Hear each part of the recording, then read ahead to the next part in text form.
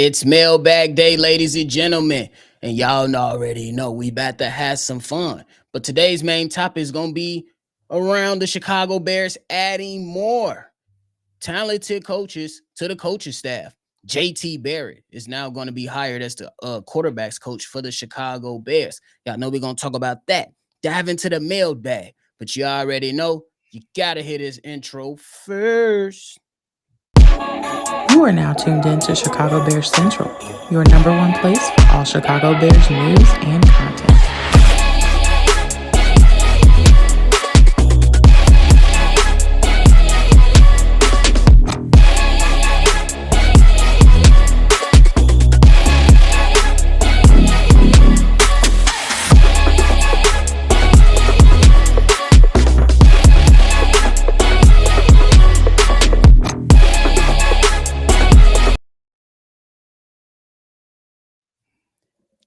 What's going on, ladies and gentlemen? Welcome into another episode of Chicago Bears Central, your number one spot for everything Chicago Bears. I'm your host here, Bobby, joined by C Dub. What's the word, my guy? What's the word? Never word. But hey, if y'all tuned What's in that? today, if y'all tuned in today, make sure you hit that like button and subscribe to the channel. Now, C Dub, the Chicago Bears, they went out and picked up former Ohio State quarterback JT Barret to add to the coaching staff. To provide some context for those that are wondering, yes, this is the JT Barret that played for the Ohio State Buckeyes for a number of years. Accumulated a lot of things on his record as a quarterback playing in the college league. Number of accolades to account for, like 3-time first time all Big Ten selection, Big Ten quarterback of the year, and Big Ten most valuable player in 2016. But it didn't work out for this young fella in the NFL. Ended up in the practice squad because the man didn't get drafted, but then eventually started his coaching career in the CFL and spending the last few seasons coaching behind Ben Johnson in Detroit. C Dub, how you feeling about this signing? Man, I feel good. I feel great for JT Barrett. He one of the fastest rising coaches in the entire NFL. He just started coaching in 2022.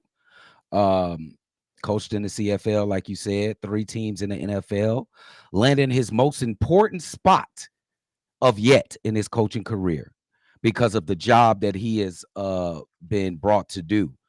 He has been brought in to develop the franchise quarterback in Caleb Williams. That is one of the most important jobs for the foreseeable future for the Chicago Bears. So, I was going to dot the I's and cross T's. And I was wondering why JT Barrett, and this don't even have to matter about what he's going to do coaching-wise with the Chicago Bears. But I was wondering what the hell happened to JT and why he ain't get drafted, nephew. Man. Yeah, but apparently when you search it up and you look at some things, they was saying that in the draft there was some concerns about height. There was some perceived limitations with his passing game and his overall strength as a quarterback coming out in that year that he did come out. And then, some off the field stuff was also on his on the docket when you evaluated him. So that's probably why. But hey, he ain't make it as a player.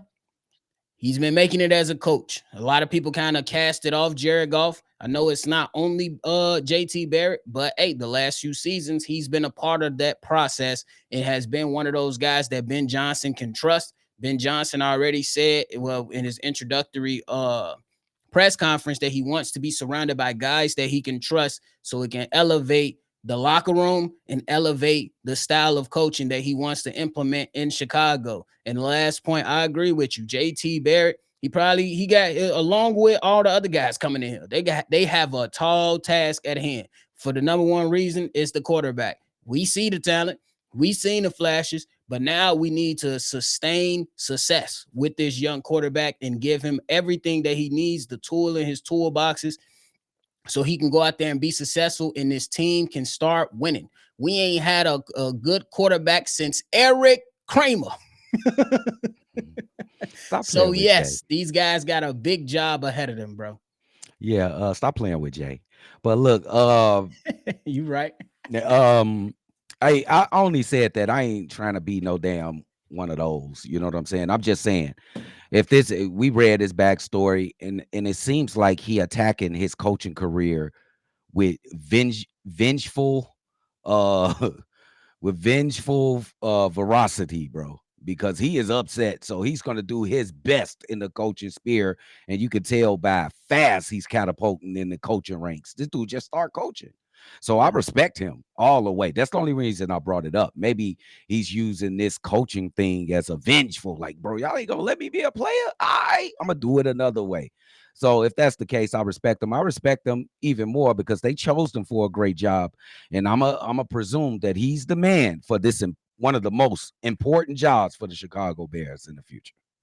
Absolutely, I agree with it, and I'm just hoping that the man, hey, he can just add on to the coaches that we, you know what I'm saying, that we've been pretty feeling pretty good about. Antwaan Randle was picked up, Al Harris, and we all obviously are happy that we got Ben Johnson. To me, this is another good one, and it adds on to what I believe is going to build culture. He comes from, just like the other guys, probably didn't have an extensive NFL career, but he played the position for Ohio State. We talking about in the Big Ten. We talking about going against one of my teams, Michigan. This Mhm. guy understand what's at stake when you have expectations placed on you. Yes, it's at the college level, but it's good that he's going to be able to bring that experience over as a guy who played the position and who has been in the locker room and has had success with the Detroit Lions these past few years. Get ready to fall off the cliff, guys. Detroit Lions.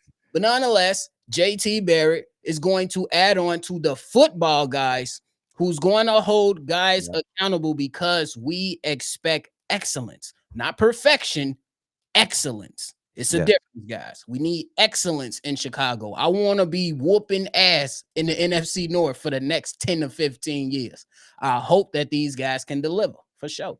I am so pleased with the Chicago Bears and the route that they're going with the football guys. They looking for respectability in the locker room, and they looking for leaders of men. And I think they've been doing a great job. It's still two more important in others, but two more main important jobs to be filled out. And we'll see if they can continue this route.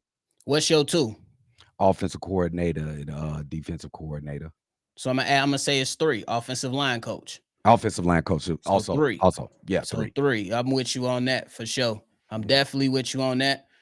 But hey, it's time to move on, guys, to that mailbag section of the episode. Let us know how you all are feeling about JT Barrett and just be on the lookout for more updates coming. We know those things are going to be coming fast within these next few days. Hell, maybe the next few hours. Who knows? But C Dub, it's time to get into the mailbag. We're going to kick this thing off with the voicemail. This one is from Darius from Dallas. What's going on, guys? Darius from Dallas here, man. I just had a quick little, just a quick little thought, man, on what's going on with that number 10 pick. Why is everybody saying we need to get Ashton Jeanty? Um, I guess I'm a little behind the eight ball here. Maybe there's just there's some movement going on out there to think we need to get Ashton Jeanty at number 10. Guys, look, okay, can we just go ahead and debunk this? Okay, Hayes, can you back me up, bro? Can you please back me up on this? Can you let our fan base know that that's a stupid idea to get a running back at number 10 when we desperately need trench help on both sides of the ball?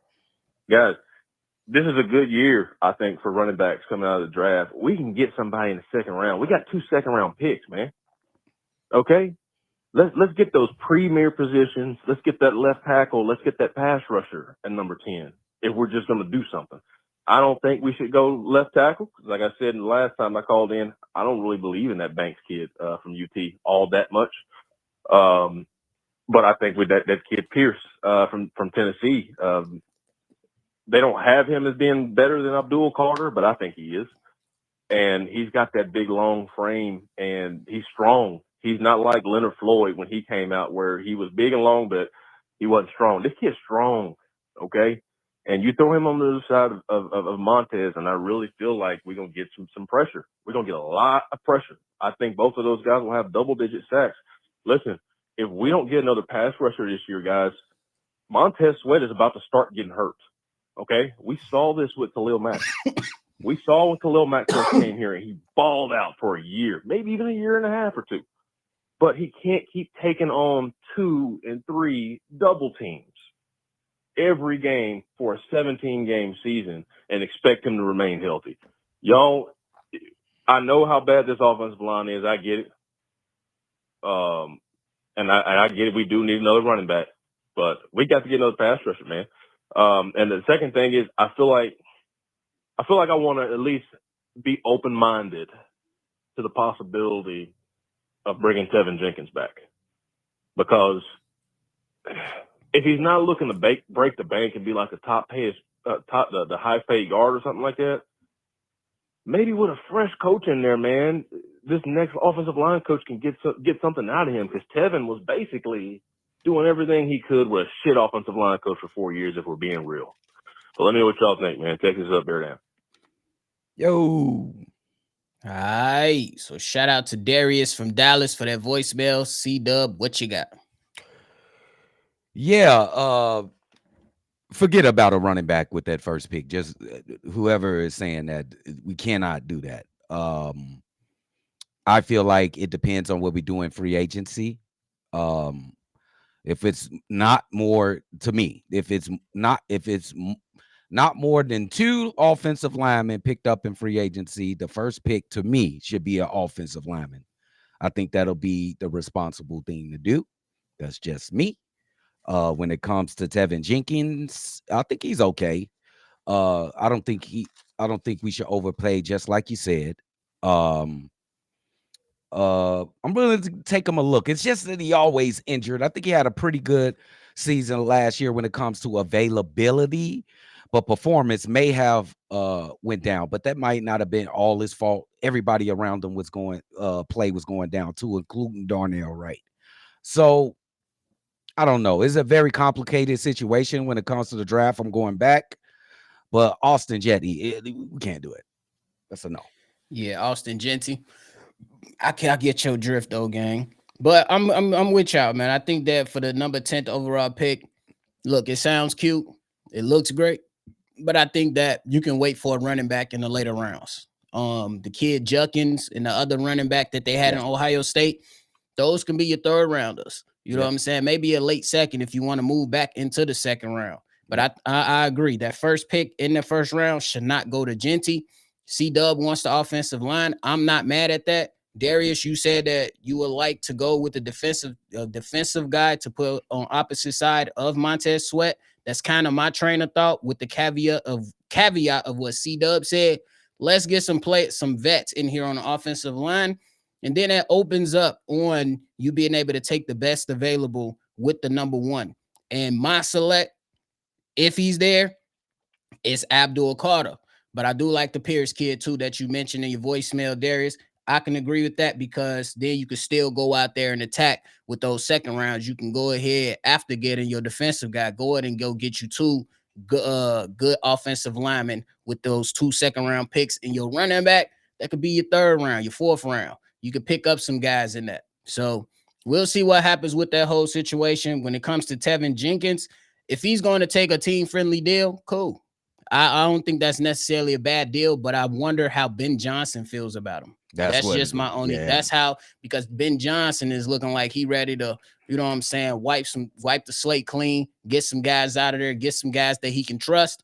So we'll see. And then we know that the offensive line was one of the more important talking points for Ben Johnson and Ryan Poles before they even came to a conclusion that he was going to be the head coach. So we'll see. But I'm with both of you guys. No Ashton Genty at number 10. You got to lock up these trenches. You got to go trenches for me.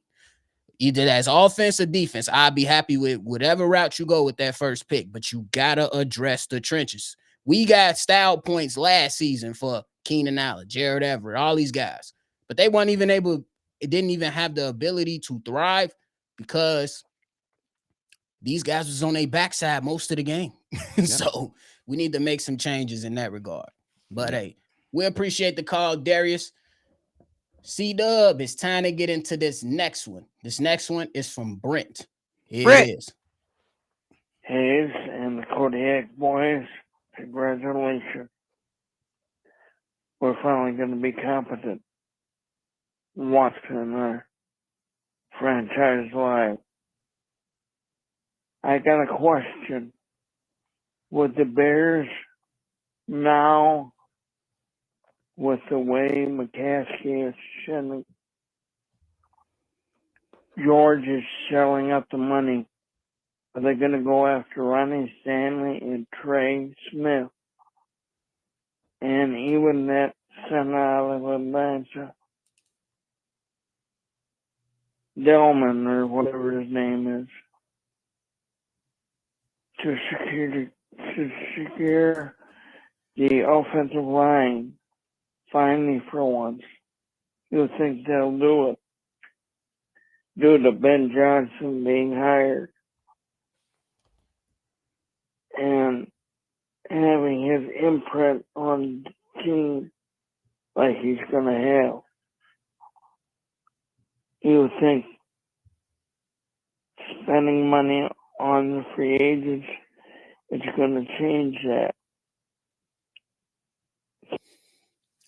All right. So we heard from Brent. Thanks for calling in. Hey, you asking if we gonna be able to go out to guys like Ronnie Staley and Trey Smith? I hope so. You could just know that you're gonna have to spend that bread. And I know that the Bears can open up around 80 million in cap space, especially if they go ahead and get rid of a few more bodies. It'll be around 80 million. Hey, Trey Smith gonna cost about 20 mil. Pay him. You know what I'm saying? You got to come out with one of these guys. I don't necessarily know Ronnie Staley. I think Trey Smith will probably be the one that you can probably grab a little bit more easier.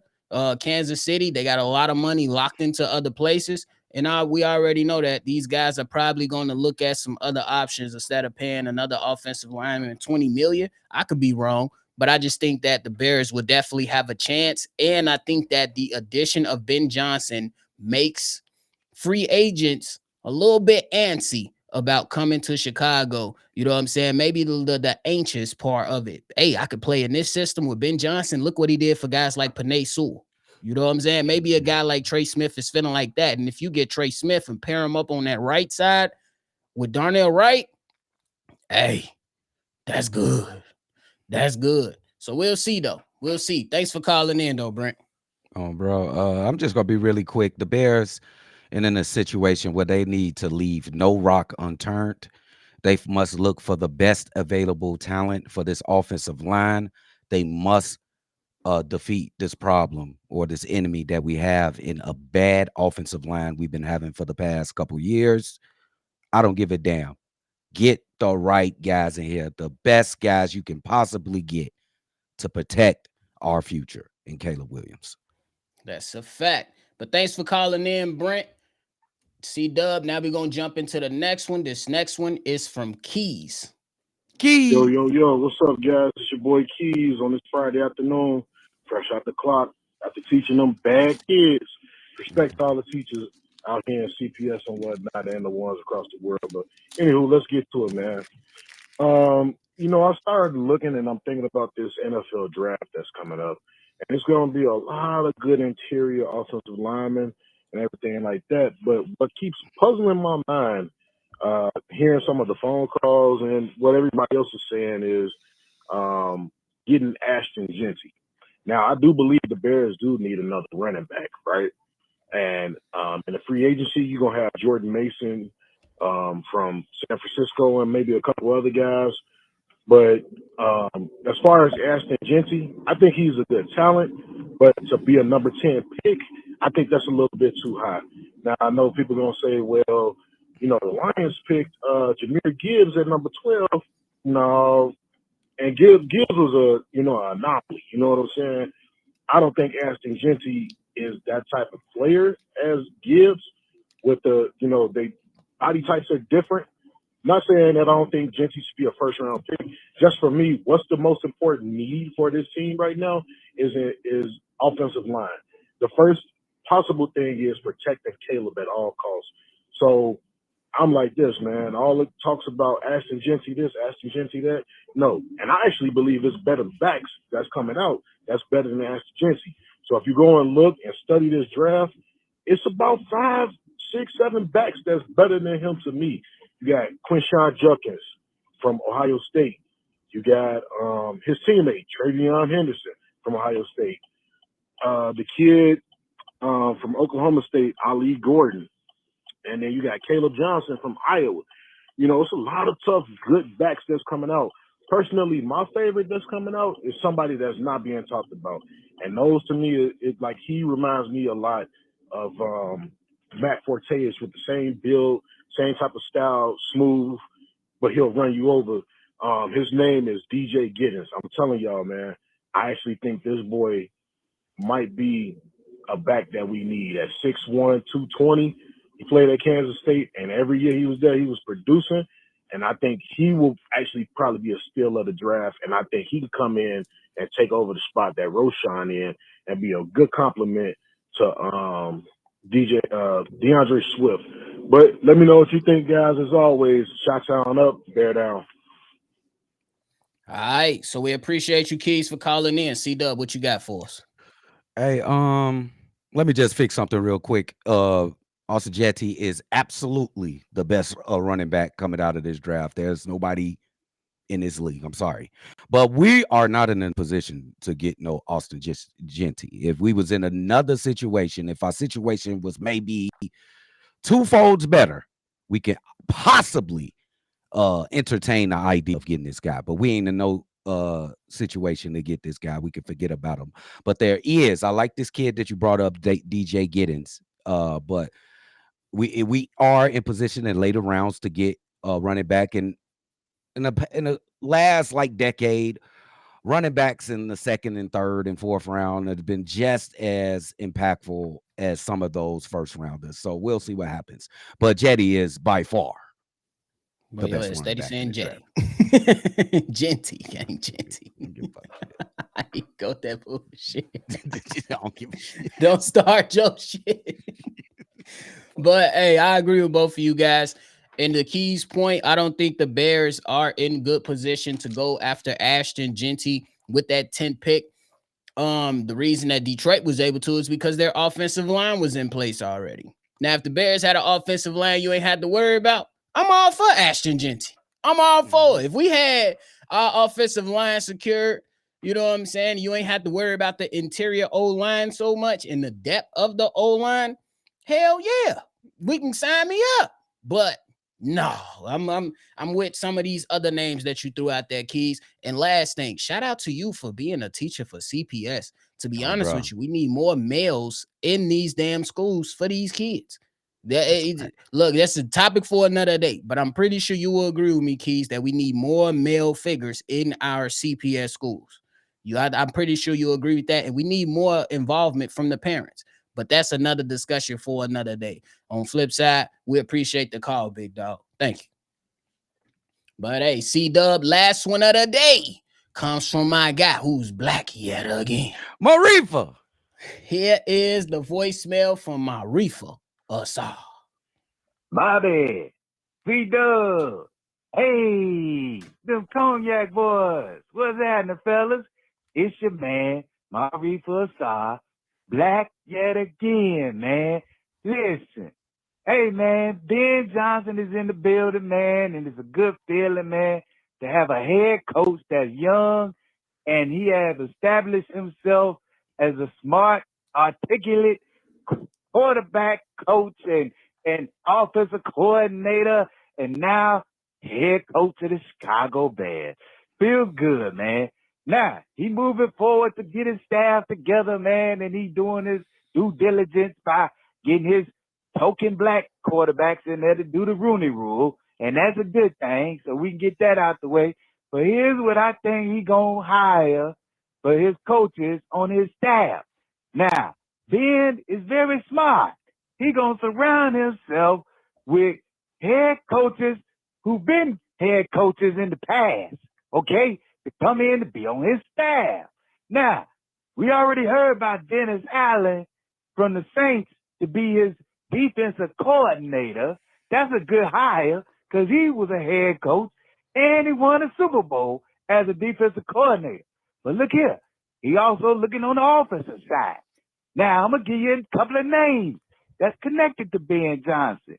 Now, this is how I go in the NFL, man. It's all good old boy network. It's who you know and who you work with and who you feel comfortable with. All right? Now, this guy, Joe Philbin is his former head coach in Miami. Now, Joe Philbin just got fired at Oakland Raiders, and he was the offensive line coach over there. He come in, be the offensive line coach for the Bears since that Raiders staff has been let go. Now, keep in mind another name that's connected to Ben Johnson. For offensive coordinator, Adam Gase. Adam Gase was the former head coach in the Miami Dolphins. Now, both of them, Joe Philbin and Adam Gase, work with Ben Johnson in Miami. So it all come together with Dennis Allen as the defensive coordinator. That's going to be the staff. I think that's going to be a good quality staff. They all won Super Bowls except for Adam Gase, and they're going to help Ben become a good head coach. And the Bears going to be on their road to the Super Bowl victory. But look at man, I got to get up out of here. I got a place to go, got people to see. But you know what I'm going to say before I leave? Hey, Chicago up and bad out, baby. FTB, let's go. Hey, I think we need to start saying fuck Detroit. Oh, I ain't gonna, everybody say FGB, and I'm with it. They want to be ops. Fuck Detroit. But Marifa aside, you know I love you, big dog. Now I ain't gonna sit up. Y'all know we ain't gonna. I don't sit up here act like I know a lot of players if I don't know them or coaches. I don't know who the hell Joe Philbin is. So to y'all, I'm gonna do my due diligence on him. But Marifa, Adam Gase, I don't need to do no due diligence. They don't need to. It's hell to the no. Hell to the no, Hell no. to the no. I love you, Marifa. And we be black yet again every Saturday for sure. But hell to the no on Adam Gase. No. I will pass and I'll put my foot up Ben Johnson's ass if he does think about this. I'm glad that the name has not came up. If the name comes out of the woodworks, we riot. I don't give a I don't give a damn if we got Ben and we trust Ben. No. Hell no. Last point.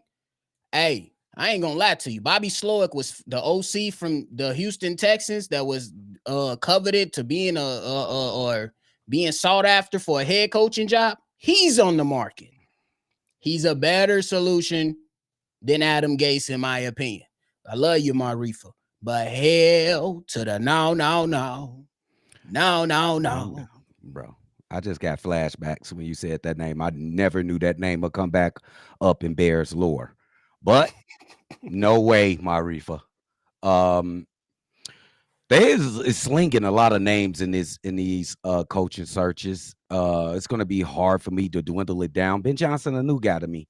He just entered the fray to me. You know what I'm saying? I knew he was a coach over there. He was the offensive coordinator at the Detroit Lions, but we didn't pay him no attention. He coached Detroit, even though they were doing good. Nobody really cared. But now he's here right now, and I just want to wait and see what he does. But if he does Adam Gase, that is the wrong way to start a relationship, bro. We not getting married if we start a relationship like this, gang. Yo, bro, that's like sitting down at the dinner table, Marifa. Y'all getting ready to wrap this thing up so you can go do some grown folks things at night. And when you walk through the door, a toddler with a pamper run by. No. You like, huh? What? The babysitter finna go? Take the toddler with him. No. Oh, bro. That's facts. But hey, we do appreciate the call, Marifa, and we appreciate all those that called in as well. Yeah. Those that missed out. You might have another opportunity coming up during this week as we dive into the offseason a little bit more. C-Dub, you got anything left? Some coaching hires finna happen pretty soon, I think so. Y'all stay tuned. For sure. We appreciate y'all. Make sure before you get up out of here, you hit that like button, subscribe to the channel, support the channel. This is definitely the number one spot for everything Chicago Bears, and we mean it, and we do what we do for a reason, for the love of y'all. And if you want to call in and be a part of the mailbag episode, the number to do so is 773-242-9336. We appreciate y'all. Thank y'all so much. And y'all already know, baby, Chi-Town up and bear down. We're going to catch y'all on the next one for sure.